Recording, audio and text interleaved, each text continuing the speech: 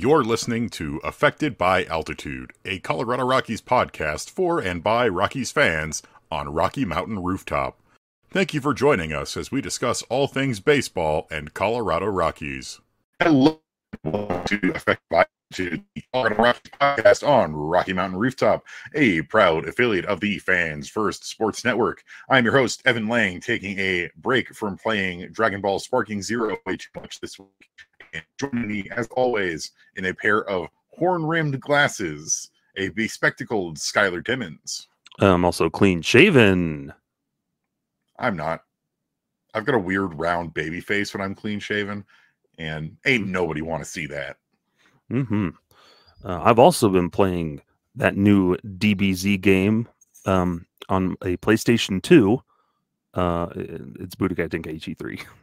Budokai Tenkaichi 3 is still great. Up until they released this new game, I still whipped that out on occasion, though I had it on the Wii.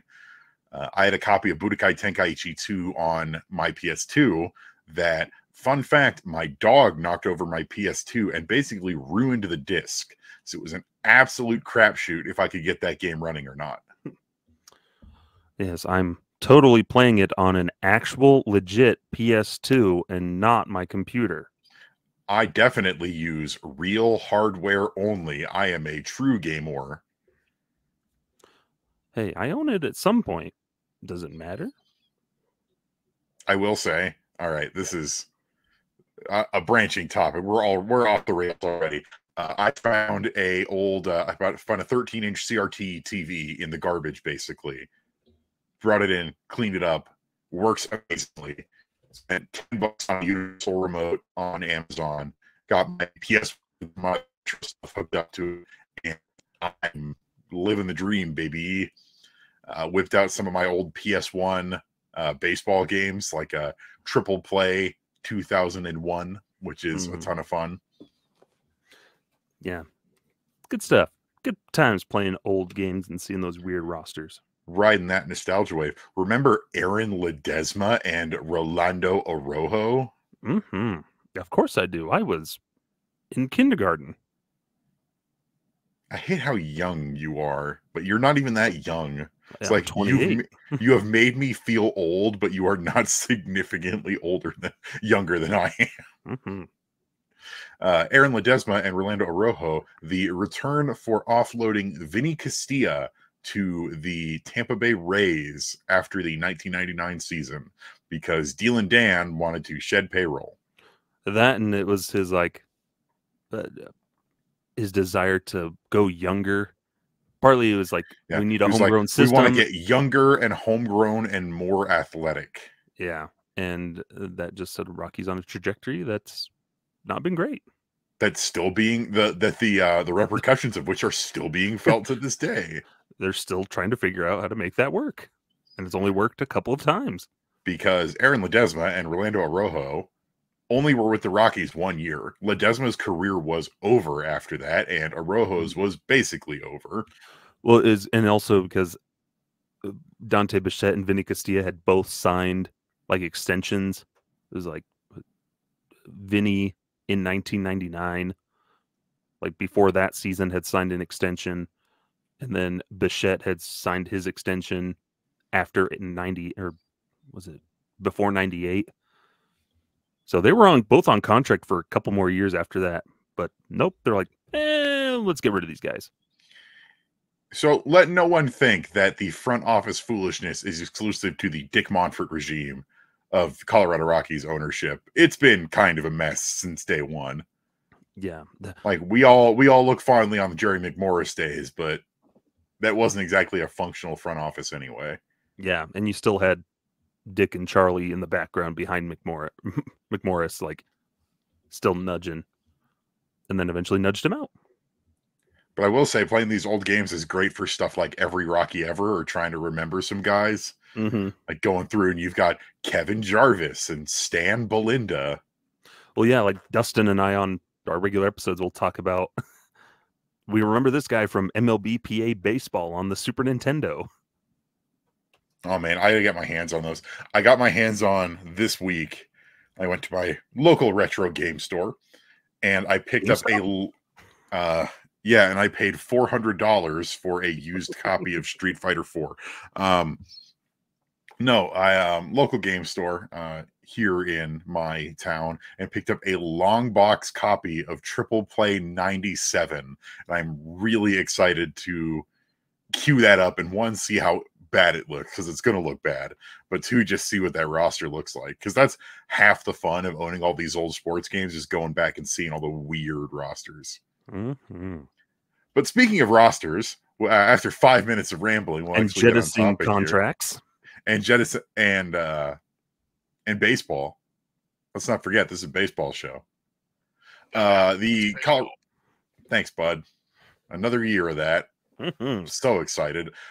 Is the fact that this week the Colorado Rockies announced that 3 players had been placed on waivers, cleared waivers, and all elected free agency rather than accept a outright assignment to AAA Albuquerque. And these players are pitchers Peter Lambert and Dakota Hudson, and one man of the people, Mr. Jake Cave.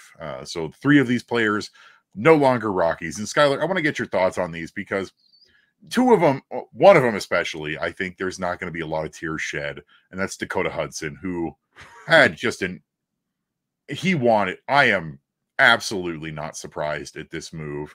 I don't think anybody is happier to be out of Colorado than Dakota Hudson after just a really terrible season.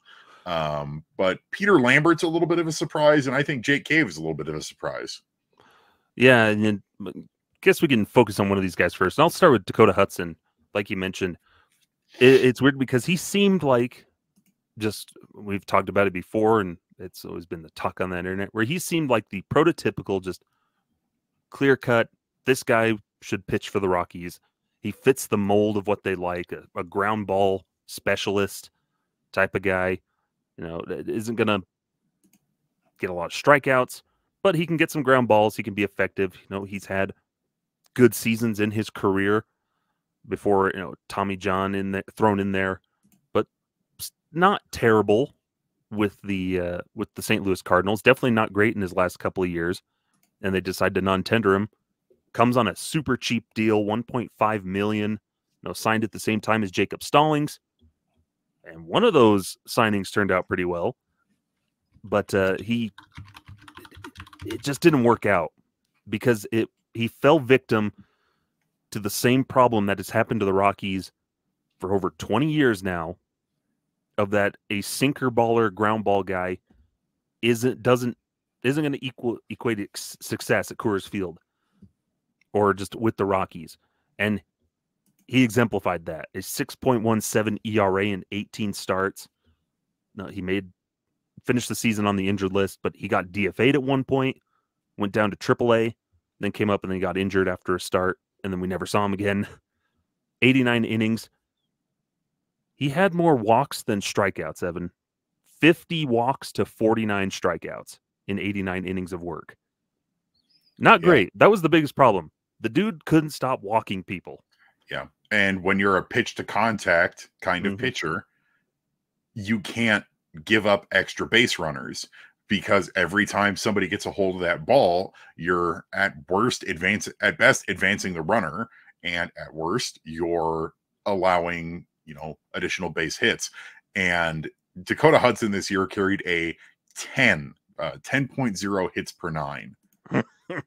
Yeah. He had was looking at here, he had about 9 games where he had 3 or more walks, including 3 games where he had 4 walks, 3 games where he had 5 walks. So it's not a recipe for success. Yeah, just too many base runners when you can't rely on getting people out via the strikeout either. It's not a recipe for success, like you said. And he ended up being unfortunately one of the Rockies' least valuable players this season, with negative 0.8 wins above replacement per Baseball Reference.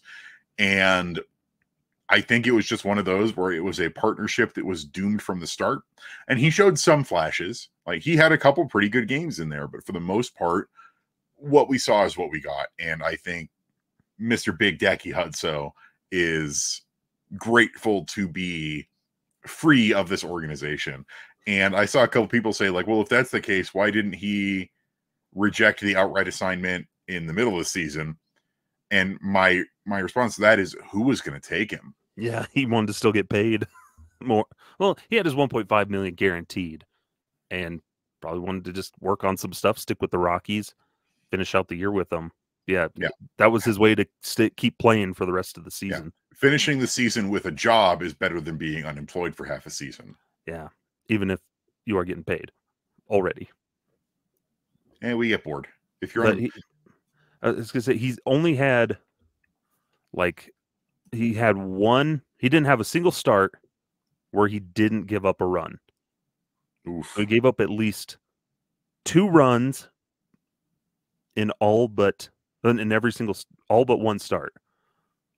Do you know which start that is that he didn't give up 2 or more runs? No, but you're about to tell me.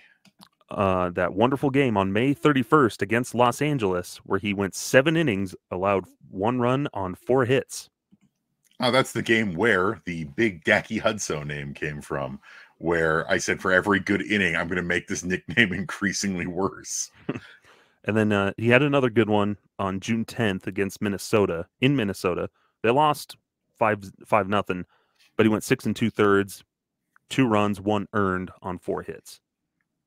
Yeah, and then after a pretty bad start in early July, I remember pretty much everybody being on the same page of the ice is very thin under Dakota Hudson's feet, and he had a bad game, and he was designated for assignment after. He came back for that 1 game in August, was listed as injured, and never came back. So Dakota Hudson off the books for 2025. Also off the books in terms of pitching. This one was a little bit of a surprise to me because of how much the Rockies have put into trying to get him back into form. And that's Peter Lambert. Peter Lambert, former top prospect, 2nd-round pick out of San Dimas High School in San Dimas, California. San Dimas High School football rules. Most excellent. Tough tenure as a Rocky for Peter Lambert. And I really do hope that he can find a team that's going to work with him and get him to where he can at least be a cromulent big league starter or big league reliever, because the Rockies, they didn't really know what to do with him this year. He worked both out of the bullpen and as a starter, mixed results on both. And it's tough because he's this former top prospect, but we were surprised that he was even back last year and this year, because he had 2 seasons, essentially 2 completely lost seasons due to injury, where it looked like his arm was essentially hamburger meat. And, we finally get him back, and the results just weren't, unfortunately, very good. So this year in 61 1/3 innings pitched, he carried a 5.72 ERA, 28 appearances, 3 starts. And he was the other guy. He was another guy who just gave up a lot of contact and walked a lot of guys. 10.7 hits per 9, 4.3 walks per 9. Just a tough season. Yeah, and he's kind of that. He falls in that category of that we've always seen with the Rockies, where they hold on to a guy too long and keep trying to make it happen. When Rockies, it's not going to happen. And Lambert falls into that category because he comes up in 2019, not great in his starts. No, he made 18 starts or something. He made quite a few starts. Wasn't very good. And then there's the Tommy John at the end of 2020, and then he losing all of 2021. Then he had some right elbow inflammation, some other stuff in 2022. So loses those 2 seasons. Been relatively healthy since then, but even then, it just hasn't been that effective. And guys leapfrogged over him in the rotation when you already had Marquez and Senzatella and Freeland locked in there. Then they added Austin Gomber, and it's been a revolving door. Ryan Feltner has really supplanted him, among others. So he just became a guy without a spot, nothing more than a depth piece. And when he did get his chances to start, at least, not very good in those 3 starts this year. 16.39 ERA, 17 runs in 9 1/3 innings. Not great. he was a little bit better as a reliever with the larger sample size at 3.81 in 52 innings of relief. That's not bad because he would come in like eat up 3, maybe sometimes even 4 innings. So he was okay as a long reliever, not the best, but you could still see that potential. But it's hard to see if he'll ever be that big league starter because he's still young, 27. So maybe the Rockies could bring him back on a minor league contract, but there was just never a place for him. And the Rockies held on, I think, for too long, kept trying to give him the chances, and just didn't do enough with them, unfortunately. Yeah. And, as he, I think he's arbitration eligible, I think, coming into this year, or rather next season, the 2025 season. And I think MLB Trade Rumors estimated him being due like $1.5 million for his first year of arbitration. Yeah. I think the Rockies just chose to cut their losses at that point, which I don't think is the wrong decision, honestly. I think there's lots of other pitching talent that, like we said, has really supplanted Lambert on this team, especially Ryan Feltner. Ryan Feltner is really who we thought Peter Lambert was going to be. Yeah. But, and it's the same for Dakota Hudson. Dakota Hudson also do a not insignificant amount of money in arbitration. We'll talk about that a little bit later. But for Lambert, wishing him the best. Always really liked the guy. He's a nice guy. Yeah. The thing that made it tough too with Lambert is he was out of options. And when there's going to be the roster crunch, as always, as there is for every team, every winter, those 40-man spots are precious. Can you really afford to have a middling long reliever on your 40-man that's 27 and hasn't really had much success in his sample size of big league time? It's hard to justify keeping him around.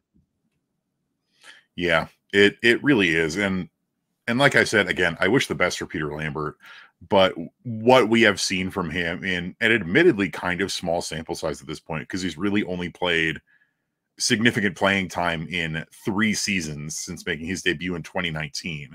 So it's been, 5 years, and we've still got that small of a sample size. This was kind of how I was feeling about Brendan Rodgers back in the day, of like this top prospect that we've held on to, former top prospect that we've held on to forever, and just hasn't played due to injury. And when we have seen him, he's not been that good.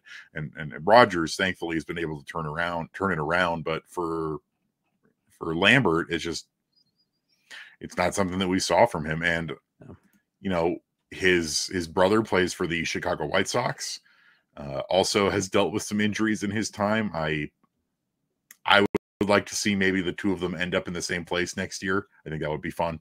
Down in Mexico. I think there's at the very least find a place. Yeah, I think there's at the very least a minor league landing spot for both Dakota Hudson and for Peter Lambert. I think for Hudson, it's gonna be a little tougher because his last couple seasons, including the one with the Rockies, haven't been that good. And I do think there's going to be one team out there that's going to take a flyer on Dakota Hudson. The Sacramento A's. Maybe. Somebody's going to sign him to a AAA deal, and I think he's going to become one of those journeyman fringe starter, long reliever kind of guys. Your Chase Andersons, etc. Lambert's got a little bit more hope that maybe someone will get their hands on him and figure out how to mold him into a more cromulent MLB pitcher, being 3 years younger than Hudson. But these two... Lambert has a future as a reliever. Like, he has the stuff to be a good reliever. It's team taking him and molding him into that mindset. He's not going to be a starter. Yeah. That ship has sailed. And that's not to denigrate him. That ship sails for a lot of pitchers who start as starters, and then, after a couple of years in the bigs go, you're a reliever. Nothing wrong with that. Mm-hmm. We are going to take a really, really quick break, and we'll continue this conversation when we come back. So don't go anywhere. We'll be back shortly. Welcome back to Affected by Altitude with Evan and Skyler. Continuing on the train of thought of the 3 players that the Rockies have chosen to part ways with first during this long, dark offseason. Kind of a surprise. I think the fan base has been very divided on this. The man of the people, Jake Cave, is a Rocky no longer. Mm-hmm. They had two choices, and they picked Sam Hilliard. For now. Who was cheaper?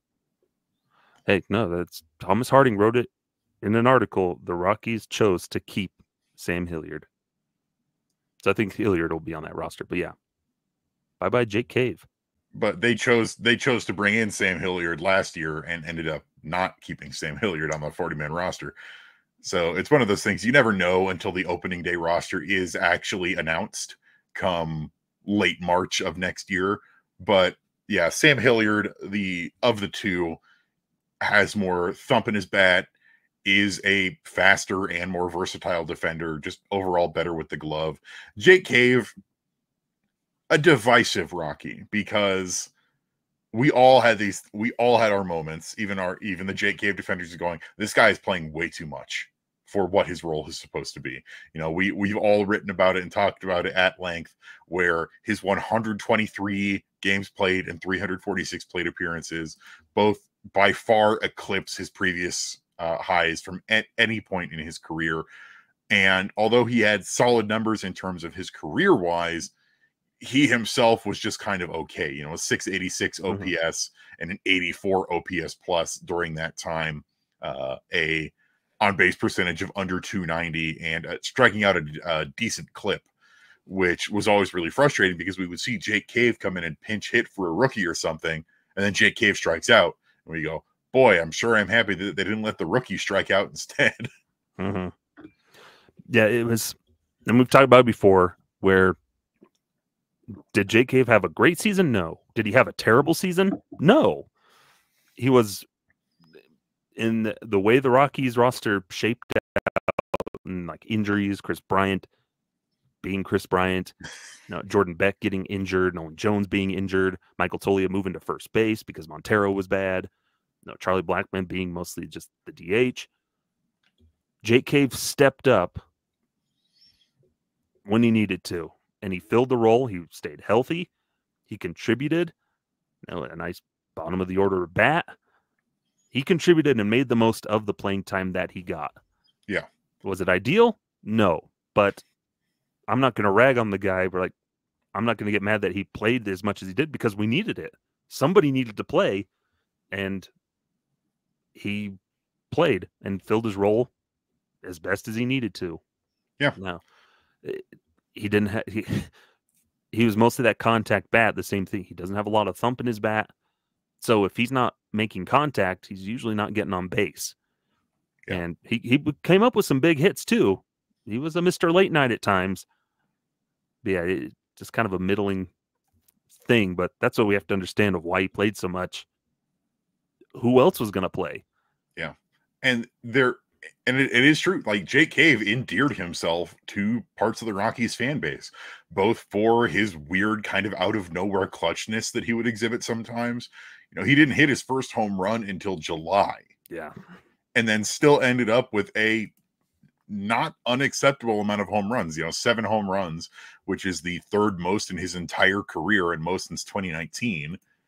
And, some of those came in really clutch moments. I remember sitting and the Rockies announcers were like, let's see if Jake Cave has a little bit of late night magic. And I'm like, he's not going to do anything. And then he immediately hits a home run to tie the game. And then I was like, well, okay then. And that's the thing, is like, he did that, but then also it was his clubhouse presence that was more valuable than pretty much anything else this year for Jake Cave. And I got ragged on in my ranking the Rockies for saying that in the clubhouse, Cave provided, to quote myself, immense value. And I do stand by that, is that Jake Cave was really important in the clubhouse during a really lousy year of Rockies baseball, of keeping especially his younger teammates elevated, always talking up, always being excited, always cheering on his guys. That is such an important and valuable piece to any clubhouse. Your Gerardo Parras, your Carlos Gonzalez's, and your Jake Caves now, where even if they're not, I'm talking specifically end of career Cargo, where even if they're not really contributing as much on the field, they are contributing in a very important way by being in that clubhouse. And do I think moving on from Jake Cave is the right move? You betcha. Do I think that he played his role and played it well in 2024? Yeah, I do. Yeah. He wasn't, and that's the thing, he wasn't the one writing his name into the lineup every day. That was Bud Black that chose to play him as much as he did. So you can be mad about Bud Black, but don't be mad at Jake Cave because he was playing so much. Yeah. It's not his fault. He was just doing his job and gave the Rockies a reason to keep playing him. It's the same kind of thing as people who were mad at Ian Desmond for taking the $70 million contract. It's like, don't be mad at Desi for taking that money. Be mad at the guy who offered it to him. Don't be mad at Chris Bryant for signing a 7-year, $182 million contract. Be mad at the dummies that gave it to him for offering him a 7-year, $182 million contract. But you think of what impact did Cave have on Sam Hilliard in the role that Sam Hilliard learned to embrace and take over this year as that veteran fourth outfielder, understanding, yeah, I'm probably not going to play every day, but I'm going to make the most of my opportunities when I do. And we saw that growth in Hilliard and being that on the bench role player. I think Jake Cave influenced and helped him in that role. And so now the mentor can leave and Sam Hilliard stays, and he can fill that role now. And also the Rockies can save some money. And he did that, I think, for a lot of the Rockies outfielders. Like, we saw him trying to keep Nolan Jones' spirits up. Nolan Jones had a very tough season. And, you know, he had an ally in that clubhouse in Jake Cave. He was constantly talking up and elevating Brenton Doyle. Mm-hmm. And when you're a team that's basically destined to lose 100 games in a season, having that guy who is going to keep everybody in the clubhouse level-headed and not miserable is really important. Mm-hmm. Because, and I always see people on, and, you know, I know what people say, don't read the comments, don't read social media, but you always see people on social media who are like, why should they be smiling? Why should they be having fun? They're terrible. And it's like, because have you ever worked a job that sucked and just going to work and being miserable all day and going home and being miserable all night? That's no way for anybody. And like, at the end of the day, this is a game and it should be fun. And these are young men who should be enjoying what they do. Mm-hmm. And always, I made this joke before. I don't think I've done it on air, but Jake Cave, he wasn't a step outfielder, Evan. He was the outfielder who stepped up. Certainly looked like it with he looks, you know, he's only about to be 32 years old. Yeah. He looks so much older. And a lot of it is because he's got so much gray in his beard. So he shaved off the beard, and if anything, he looked older. Yeah. He served his role well, and it's good that they're moving on from him. Yeah. I would have been okay if we knew they had to pick between Cave and Hilliard, and I think I would have been fine with either, really, but looks like Hilliard's getting that nod. They don't save a whole ton of money by leaving Cave off the roster, probably. But, hey. Yeah, and well, that brings us into our next sort of topic of conversation. Is a lot of these moves are coming as the Rockies start to, you know, find ways to shave some money, you know, off of the payroll for next year, especially with the non-tender deadline coming up in November, and then arbitration coming after that. Dakota Hudson in arbitration was due likely $2.3 million. Jake Cave, $1.8 million. And Peter Lambert, $1.5 million. And outside of that, the Rockies do have other players who are arbitration eligible in the form of Cal Quantrill, Austin Gomber, Brendan Rodgers, Sam Hilliard, Lucas Gilbreth, Justin Lawrence, and Ryan Feltner, as they are all have passed significant enough service time to make it into their arbitration years. And the Rockies are going to have to pick and choose of who they want to keep and who they want to arbitrate, especially as they want to bring some spendable money back into the organization, you know, with the $182 million being tied up by Chris Bryant for the foreseeable future, because he says he's not retiring, and the Rockies say he's in their plans for the future. Whatever. you're going to want to save where you can, because they have mentioned that they want to try and bring in some more veterans this offseason. And, making these decisions is where the money really comes into play. Sam Hilliard is going to make less than Jake Cave would have this year. The other pitchers, outside of Ryan Feltner, are, gonna make enough that Dakota Hudson's $2.3 million is going to make a significant difference. And Skyler, you and I were talking about this a little bit, but I think the next guy up who the Rockies are really going to try and move on from over the season is Cal Quantrill. Cal Quantrill is expected to be due $9 million in arbitration for the 2025 season, and I just don't think the Rockies are going to want to pay that. Yeah, and we'll have to remind folks that these are predictions according to MLB trade rumors. Matt Schwartz does all that predicting, usually pretty spot on with a lot of these, pretty close. Yeah, but Quantrill. It's going to be interesting because the Quantrill, Gomber, and Rogers are all in their final years of arbitration. So this would be their final years of team control. What do you do? And all of them, pretty mixed bag of results this season. And looking at that, it's near 20 million between those three committed in payroll. Would be or so close to about 20 million. Quantrill, I think, is going to be that top one of, we got to figure out what we can do with him, either trade him or we're just going to have to cut him or whatever. Because he started off well, and then after May, it really started to go downhill, and then he dealt with injuries and all kinds of other stuff, and then he just kind of fell back into the Rockies mold. He was walking too many guys. Yeah. All that bad stuff, giving up hard hits. The Quantrill that we saw in the first couple of months, we're like, all right, we should extend this guy. This is going to be good. And then he just fell off a cliff. Yeah. And $9 million tough for one year of a starter.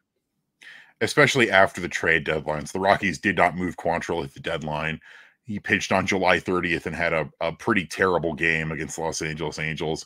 And that was just kind of the trend for his second half, where he didn't pitch nearly as much due to injury, and when he did, he wasn't very good.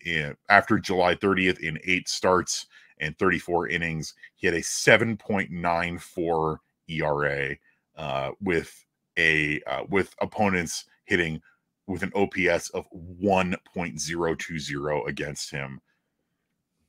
That's pretty bad. More walks than strikeouts. Gave up 8 home runs. Yeah, it could have been a mix of like the injuries, because he dealt with some elbows, some arm stuff.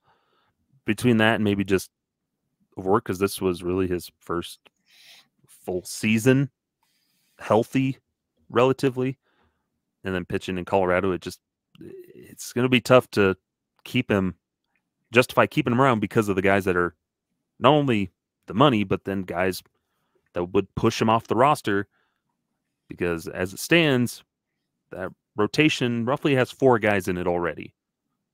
And you can't afford to keep Quantrill and Gomber, and also have opportunities for Carson Palmquist, Chase Dollander, Gabriel Hughes, even some other guys. You're running out of room in that rotation. Yeah, you only got so many rotation spots, and for a guy who this year made $6.5 million and is likely to do more for next season, I don't see the Rockies wanting to stick with that, and not as that being anything against Cal, because it could have just been overwork, honestly, because he pitched a lot last year, but I don't know if they're going to want to take that risk when they've got so many other open rotation spots. Yeah, so easy, just saving close to $10 million.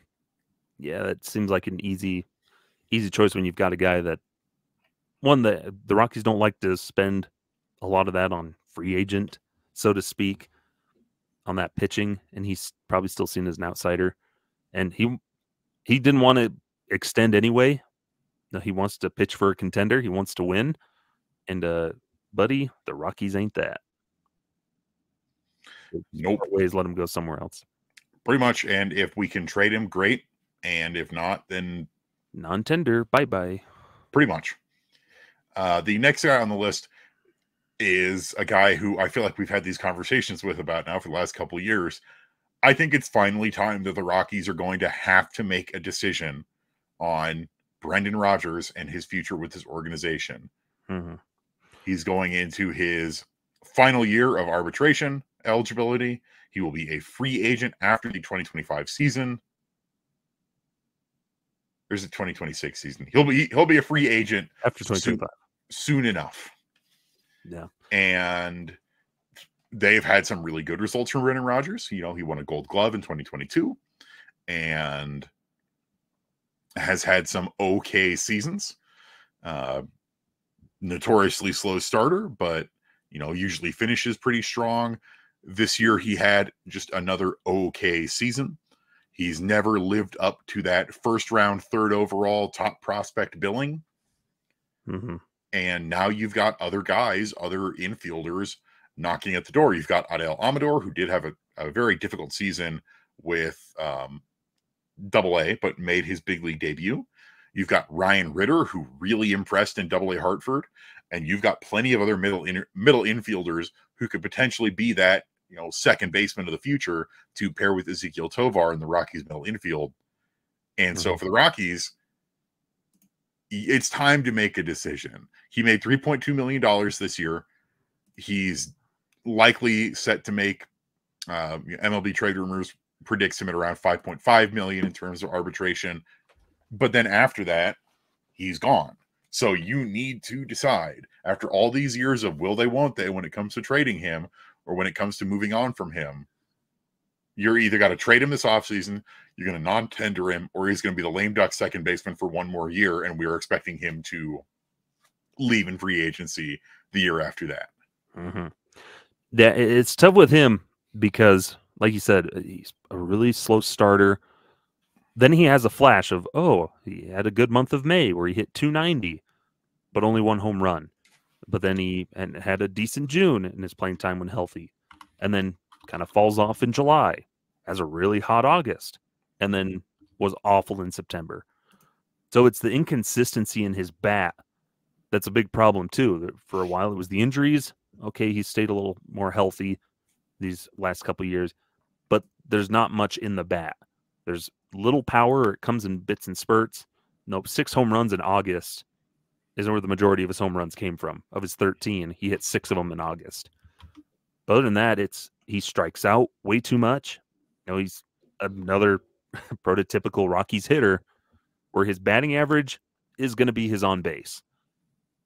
It's like in April and March, a 235 batting average, 286 on base. A 290 average, 321 on base. 333, 365 in June. Now, those correlate because he doesn't walk a lot. And so he's going to strike out a lot, or he's going to put the ball in play. And I think that's the big thing with Rodgers is when he does put it in play, it's often going into a double play, it seems, on a ground ball. And Rodgers was one of the team leaders in terms of grounding and double plays at 12. And when you look at his strikeout total, 132 strikeouts to 31 walks, a guy who's got, just over, who's got 15 more strikeouts with him and significantly more overall productive was Michael Toglia. Mm-hmm. It's like there's a place for you if you can still, hit home runs and be a productive hitter. But a 56.5% ground ball rate, a 53.2% career ground ball rate, it's not going to cut it. You got to do something. Yeah. And I'm looking at their numbers now, and it's like you compare Michael Toglia in 116 games to Brendan Rodgers in 135. And I know they're two very different hitters, but the only thing where Rodgers has a significant edge is batting average, which doesn't matter for a slugger like Toglia. Yeah. Brendan Rodgers finished the season with a .721 OPS and a 94 OPS plus. Mm-hmm. Like that's just not going to cut it. Yeah. And the on base percentage isn't that different. 311 for Toglia, 314 for Rodgers. Yeah, you got to figure out something to do, and it might be time and it's going to be tough because is he a bat that another team would want? that they see value in. I could see so, but he's fallen victim to, he's the same profile of hitter as every other Rocky. Strikes out too much, doesn't walk enough. The power's inconsistent.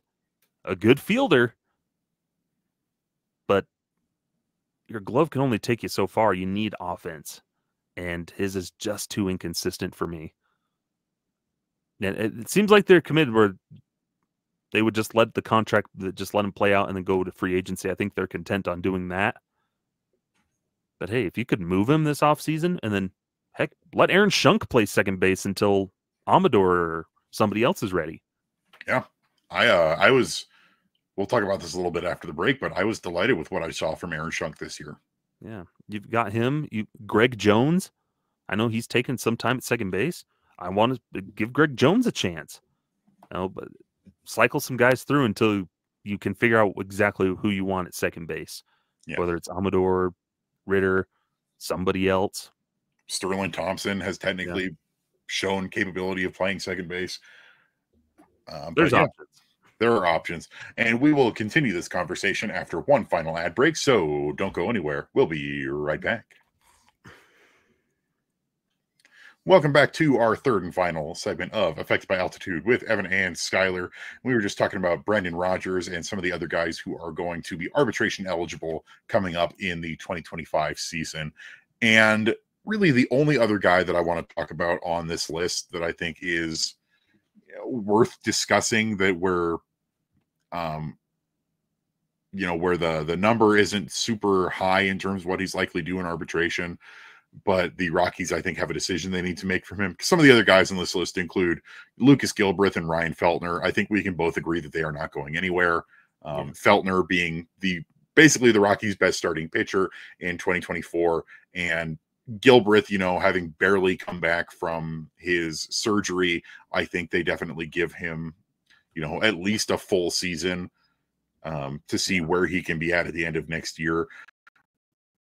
And that really just leaves us, and Sam Hilliard, of course, is arbitration eligible, but, they have shown now, at least for now, that by departing with Jake Cave, Sam Hilliard has a future with this organization as OF number 4. That really just leaves us down to Justin Lawrence. Not expected to do that much in arbitration, getting up there in service time. But this is another tough one where I love Justin Lawrence. Objectively, he had a terrible season. Mm-hmm. And so now you've got to decide, with Lawrence being 29 years old, going to be 30 years old next month in November. Next month, and going into the 2025 season, where he has shown these flashes of brilliance. And his 2023 campaign was legitimately really, really good until they ran him into the ground with overwork. And the question is, do you believe that you can get him into a spot where he can bounce back? Or is it time to part ways and see what he can do with another organization and free up that spot for somebody else? I'm goodbye, Justin Lawrence, for me. Because he has shown those flashes, and yes, he was overworked a little bit over year, but last year still doesn't change the fact, Evan, that he has a 12.5% walk rate in his big league career. That's not going to fly for me. I don't want my relievers walking people, and that's way too high. Yes, he can get the strikeouts, which is great. They were down in 2024. He has the good stuff, but the sweeper, everybody had... The book was written on him for this year, and velocity has continued to go down. He's just too wild for me that you can't really trust him, unfortunately. And we know what he can do, but the command and the control just isn't working for him, and he's become too much of a liability. Even last year during a good season, I would still sometimes be sweating bullets seeing Justin Lawrence come in, because you don't know who you're going to get. You're either going to get the dude that comes in and is just wiping dudes out with a sweeper and a nice fastball, or you got a guy that's coming in, walking everybody, and then serves up a meatball. you never know what you're going to get. And this goes back to what we were talking about with Brendan Rodgers. The consistency is lacking. And relievers are easily replaced. You can't become too attached to relievers. Yeah, I think that's a completely reasonable take. And as much as I love Justin Lawrence. I've had some interactions with him. I think he's delightful. I've really enjoyed watching him pitch, and I really enjoyed watching him come up through our organization, dealing with some of the adversity he's dealt with and make it to the big league roster. But I also think he's one of the most obvious non-tender candidates on the entire roster at this point. Even if he's not due that much money in 2025, like you said, relievers are unfortunately probably the most replaceable position in the league. And we saw that this year where the Rockies basically turned over their entire bullpen to a bunch of different young guys. We had the rise of Peralta and Halverson and Chivier and Jaden Hill really popped up in there. Yeah, Jaden Hill. And really, and we'll talk about this a little bit as we move into it, with how many other bullpen prospects and eligibility protections that they will need to do for Rule 5. There are a lot of pitchers, there are a lot of relievers in the Rule 5 protections list where they're going to have to make some decisions. And unfortunately, I do think Justin Lawrence is probably going to be a casualty of having to make those decisions. Now, I also would like to see if the Rockies do non-tender or outright Justin Lawrence off the roster. I would kind of want to see them maybe bring him back on a minor league deal if he'd be willing. Yeah, that's always a tough one, but it's one of those things of roll the dice. You can't sit there and hope, we don't want him to go somewhere else. You got to let him go. I feel like in the interest of both him and the team, he has to get out of Colorado, and hopefully you'll find success elsewhere. We're a team that is a little bit better developing pitching and can, help him get confidence back. Because I think confidence got shot a little this year at times, especially early in the season when he was the closer and was blowing games in the 9th inning, giving up 5+ runs in the 9th inning several times.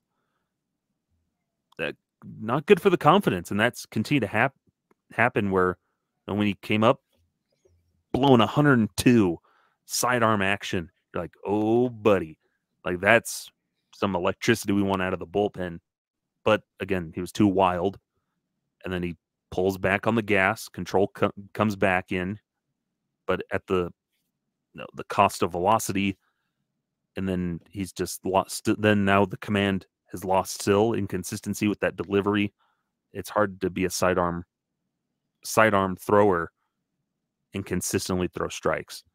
Yeah, and it's tough for J-Law because honestly, that walk rate over the last 3 seasons is pretty much normalized. It's between 11 and 12% each of the last 3 seasons. And for him, I think that's right now, unless a different team is able to make some mechanical changes with him, that's just sort of who he is going to be as a pitcher. Yeah. And that's okay if you can get more consistency down elsewhere. And so we'll end up seeing what happens with Justin Lawrence and the rest of these guys as arbitration looms. Protection deadline is November or December, I think. It's after the non-tender deadline. And that's really just where we will go from here. Because now we've got to talk about, what I brought up earlier is that we have a lot of guys that are Rule 5 eligible. And sorry, I meant to say arbitration deadline, not protection deadline. I got my wires crossed because what we're about to talk about, which is Rule 5 protection deadline, which will be coming up here before the end of the year. The Rockies have a whopping 39 players that are Rule 5 eligible, potentially 40, because we had this conversation and couldn't quite figure it out of if Alaris Montero is technically eligible to be selected in the Rule 5 draft because he's not on a 40-man roster and meets minor league service time requirements. Yeah, so I think he would be, but it's a decision if the Rockies tender him a contract or not. Yeah, but 39 players, and a ton of these guys are pitchers. I'd say it's about half and half of position players and pitchers. And we can go through the list here. Rockies Minor League Baseball Report at Rocks MIB Report on Twitter put out a really nice list just of every player that is going to be Rule 5 eligible coming up here. And as you go through the list, there are plenty of guys who you can go, yeah, they're probably not going to protect him. But then you look at some of the pitchers, and there are some standout guys. And Skyler, I'm wondering if you have any standout guys for these Rule 5 protections. Because for me, I think my top candidate right now is Sam Weatherly, who came back from injury and was absolute nails after he came back, was a huge part of why the Spokane Indians won the Northwest League Championship. And I think he's one of the guys where if I had to pick one guy, one pitcher to protect, it's probably Weatherly. Yeah, it's going to be interesting with the pitchers because there's so many options. There's 17, I believe. So 17 guys that are eligible roughly. No, we already know Yohanner Herrera probably gets protected. Really good year, came over in that trade with the Brewers. I think Victor Juarez is going to be an interesting one. You know, a lot of these come down to a lot of guys that were in Spokane. There's a lot of guys coming that are eligible coming from Spokane that haven't quite moved up. There's a lot of these guys that haven't pitched beyond high A. It's going to be hard to figure out what you do with some of that group. Yeah. Especially with Rule 5 protections, you've got to add them to the 40-man roster. Yeah. It's like, are you going to roll the dice and hope just nobody takes them because they don't want to? That's the nice thing, is that having to keep them on the roster the entire year. So teams are more likely to take guys that are big league ready in the major league portion. And then hopefully maybe then when they figure out their protection lists beyond the major league phase, and these guys will probably get put on protection lists and stuff for the minor league sections and whatnot. Yeah. But you hope they can figure out how to keep Alberto Pacheco, Victor Juarez, Connor Van Scoyoc. He could be a candidate I think that somebody could pick up.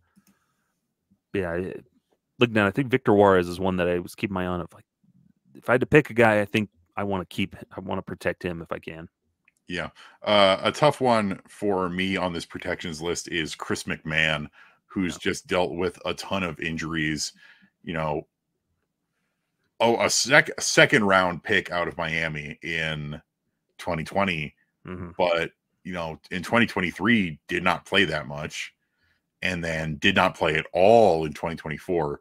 And I think that makes it tough because he's still got that pedigree, but I do think he's one of those guys who they maybe leave that up to fate.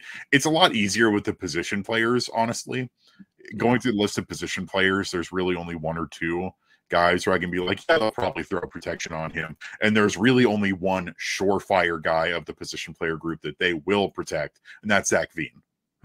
Zach Veen will be on the 40-man roster. The Rockies will not risk him going anywhere. But it gets a lot trickier for the pitchers because, one, pitching is always a need. And two, like you said, a lot of these guys are in the lower levels still, and you can't really predict where they're going to be by the end of next season. Like, I can't see, even though I want him protected, I can't see Sam Weatherly making a big league debut next year. Yeah. And hopefully, if you're thinking that, hopefully the 29 other MLB teams are thinking that, and so he doesn't go anywhere. It's all a mind game. Yeah. Rule 5 is weird. There's a lot of the intricacies with it. Rule 5 is bizarre. But that's kind of what makes it fun. Yeah. But that's the nice part, is you can look at that and see, put yourself in minds like, I don't see this guy being a big league starter next year. And it's tough for those Rule 5 guys to really stick around and have success. There are very few really pitching-wise success stories, especially in recent years, it seems like. But we saw, like, with Anthony Molina this year. Yeah. He had touched AAA before we took him or something like that, right? I don't think he had been in AAA before. He's only 22 years old. Yeah, he had like touched it maybe. Yeah, he had made 13 appearances and 12 starts in AAA Durham last year, where he was about 6 years younger than his teammates. Yeah. So see, like he had touched AAA, and so a lot of teams will look at those guys that are, who's in AA, how old, how are they doing in AA. So a lot of these guys that have been in high A, I think they're going to be more safe in the major league phase. Now, the minor league phases, who knows? But being taken by a major league team, I think a lot of those guys we can say they're probably safe. Yeah. I don't think many teams are grasping to take pitchers from the Rockies organization. Except for Joe Rock. Yeah. But it really is, and it does work to our favor, is the hindrances of the Rule 5 system, because the Rockies took Anthony Molina from the Rays in the Rule 5 draft, and they had to keep him on the big league roster the entire season, despite the fact that he was not ready for that. And we saw that with his limited use. And when he did appear, it was very mixed results. Like, Anthony Molina is going to be in AAA or even AA next season to start the year. He will not be on the big league roster. I can almost guarantee you that. And the only reason why he was in the big league roster is because if he wasn't, they would lose him. Mm-hmm. Yeah, it's a weird system. Like, I don't know how many teams ever work out where they work out a deal with the team that they select in the Rule 5 and acquire their full rights. I don't know why our teams don't just do that, but whatever. But yeah, Rule 5 is a weird system, but pitching wise, I don't think there's going to be a lot that are taken, if at all. So the thing is, there's no guarantee teams are taking guys at all. Also true. And you know that the Rockies are, historically are only going to give out about between 3 and 5 protections for Rule 5 picks this year. And, one of those is going to Zach Veen. So you have 2 to 4 other picks that it's kind of a crapshoot to know who they're going to select. But maybe Juan Guerrero, the outfielder, who's in the Arizona Fall League right now. And another thing to keep in mind is that protecting them from the Rule 5 draft does not necessarily mean that they're going to stay on the 40-man roster. Yeah. Because we've had plenty of examples of halfway through the season, they've got to DFA a guy, and he goes unclaimed. Yeah. Julio Carreras, Warming Bernabel, Riley Pint. They've all been dropped off the roster. And there'll be other guys that get dropped off. No, or the team, there's usually roster spot that gets cleared right before the Rule 5, just so they have that option of adding somebody if they want. But yeah, and most teams will only, in the major league phase, they only take one guy. And so they have to pick and choose because you have to have the open roster space. But also, most teams aren't going to fill their roster with Rule 5 guys. They're going to go get the free agents or use their own guys that have a little more flexibility roster space-wise. So it's not something you have to sweat a ton. They'll protect Zach Veen. I wouldn't be surprised if they didn't. And like Eugenio Herrera, I bet gets protected.